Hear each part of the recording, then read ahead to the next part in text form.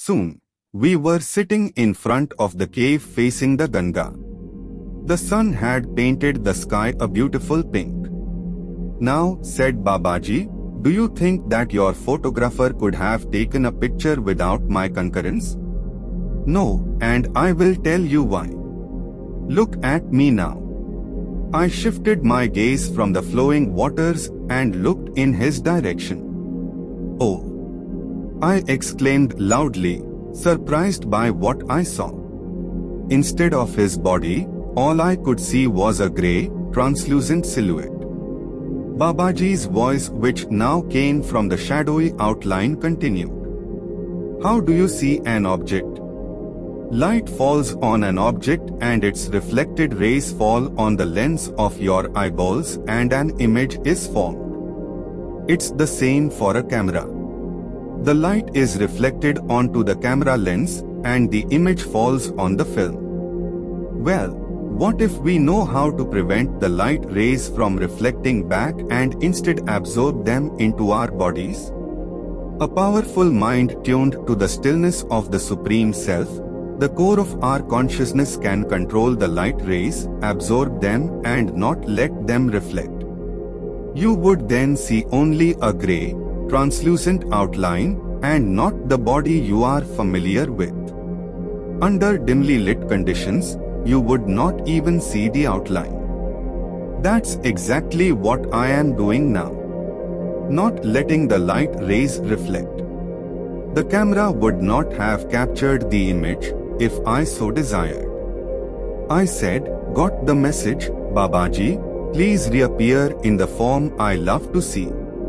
In an instant, he was back in his usual form. So, I asked, is this how yogis disappear? Mostly, said Babaji, but there is one more method where one actually disintegrates the primary particles of the body temporarily, but only most advanced yogis can do that. Please, can you explain, Babaji? The primary particles that make up both animate and inanimate matter are called quarks. Quantum physics, having demolished the absolute certainty of Newtonian physics, is now faced with an enigma called the theory of uncertainty. The primary substance that goes to form matter cannot now be pronounced with certainty to be either particles or waves.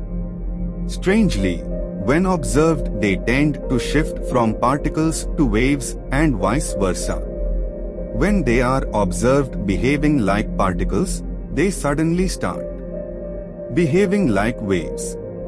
Some physicists even advance the theory that their behavior depends on the observer.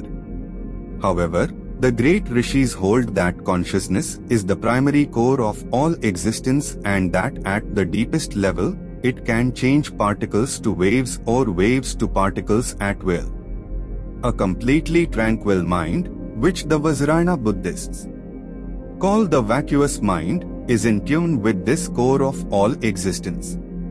A yogi, established in that state, can change the particles of his body to waves which become invisible to the organs of perception like the eyes, etc. The yogi can then travel to other locations and convert back into visible particle-based forms. This is not easy and only great beings like Sri Guru Babaji can practice this kind of disintegration and reintegration. To put it simply, dissolution of the body into its primary elements and regathering them at will to form the body again.